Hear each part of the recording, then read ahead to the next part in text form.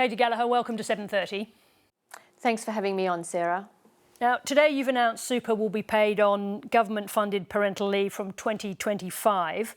Why wait so long to bring it in? Well, this is an announcement we've made on the eve of International Women's Day, but it's going to be in the next budget, so in May. We've made that decision. We'll need to pass legislation and we'll need to put in place the systems to deliver that payment. And we believe that's a reasonable timeframe that we'll be able to do all of that work. We've currently got, it takes a bit of time to get legislation through the Parliament, and that really is the reason why we think a 1st of July 2025 start date is the day that everything can, the green light can be pressed and everything can go ahead. Just to be clear, this would sail through Parliament. If it were a bigger spending priority for you, wouldn't you be able to bring it in sooner than that? Well, we'd have to pass the budget, obviously. We've got the appropriation bills that would come forward. That doesn't happen till after May. We need to get the systems in place. It's not as straightforward as people might think. It's going to be paid as an annual payment in arrears to the super funds. So there is a bit of work that we need to do to get that system in place. But our commitment is clear. The funding will be provided in the budget. But it's not being delayed because it's just too expensive for now?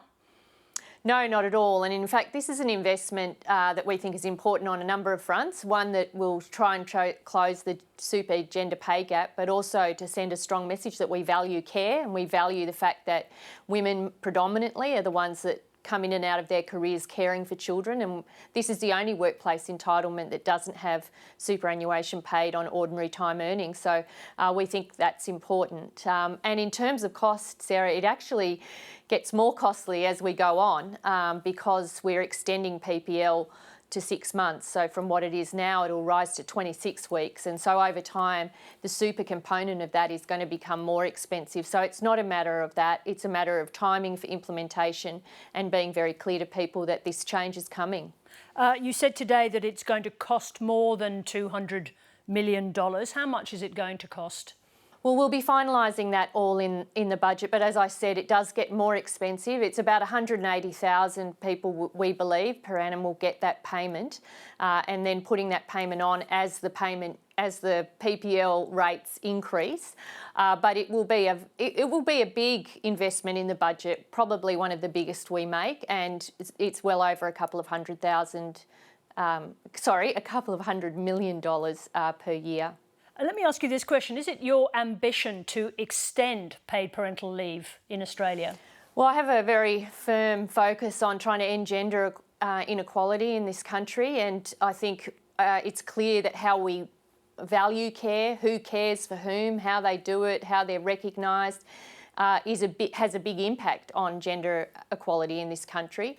I think there's a lot of support to see what more you can do around balancing work and care, but we have a whole range of other areas that we want to shift the dial in as well. So as with all things, Sarah, these are about choices you make, room you make in the budget, and you weigh it up with a whole range of other competing pressures. Well, but in an ideal world, yes, you would want to do that and more. Let me ask you about that a bit more precisely, because we know there are countries in the world that offer much more generous paid parental leave as a way of creating the kind of society we're talking about, particularly in the Nordic countries. I think most women would want to move there if they knew how many weeks were available to women for paid parental leave. I want to come back to the direct question. Is it your ambition to extend paid parental leave, to make it longer in Australia and to extend it to more people?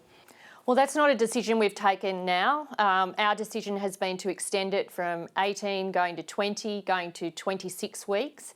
That will be fully implemented by 2026, and now we're paying super on that. So that is a significant change to the paid parental leave system in Australia. And yes, there is always more you can do, but Sarah, there's more we could do in ending violence against women and children and the investments there. There's more we should be doing and could be doing for older women, they're in housing, in healthcare. I mean, these are some of the balancing up decisions that we have to take. How much room do we have for these investments? Where are they best deployed, and how will it shift the dial on gender equality in this country? Let's talk about the gender pay gap, because you say that on current figures it'll take 15 years to close that pay gap, which is an extraordinary length of time, isn't it, given the ambition that exists in Australia. What other specific measures are you going to take to target that gap? Well, so one thing we're doing is publishing the gender pay gaps of companies with more than 100 employees, and I think this conversation that was started about that is heading us in the right direction. Certainly women around the country are logging in to check what's happening in their industry. So transparency and accountability, having plans to close the gender pay gap for companies to have to report to their boards about what is going on in their organisations.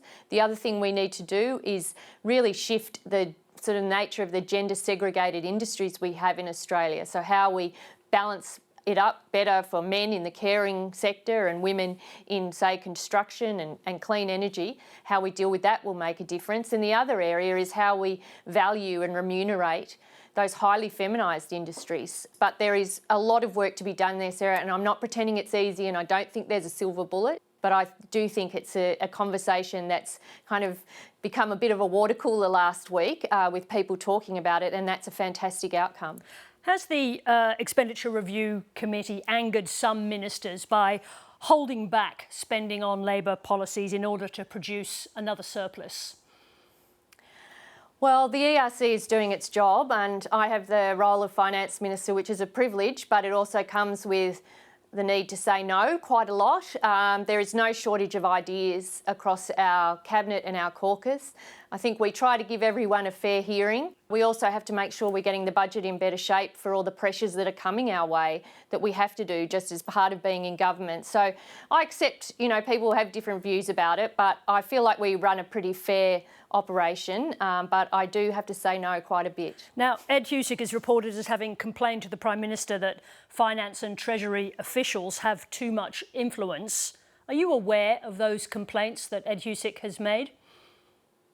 Well, I don't really want to go into conversations that we have in Cabinet. I've never done that, and I don't intend to start now. But I would say that certainly I work very closely with the Secretary of the Department of Finance, and I see them as a significant value add to the work that we do. I see them certainly as enhancing the process, and I'd say that for Dr. Kennedy at the Treasury as well. Someone's talking to the media, though. Is this just normal tensions leading up to budget, or is there genuine antagonism about what's happening inside the ERC? Look, I can't answer that, Sarah. I mean, I haven't been out chatting about it, but I accept that, and I really feel this in my role, and that's why I've really tried to lean in and work with ministers to get an understanding of what their priorities are and how they, they need to meet those before we take decisions, and I'll keep doing that. I think there's always room to improve your processes. Jim and I are always open to feedback. We get a fair bit of it, but also the reality is every budget you can only do so much, and at times that means saying no to colleagues, even if that's a polite no. Katy Gallagher, thank you very much indeed for joining us. Thank you, Sarah.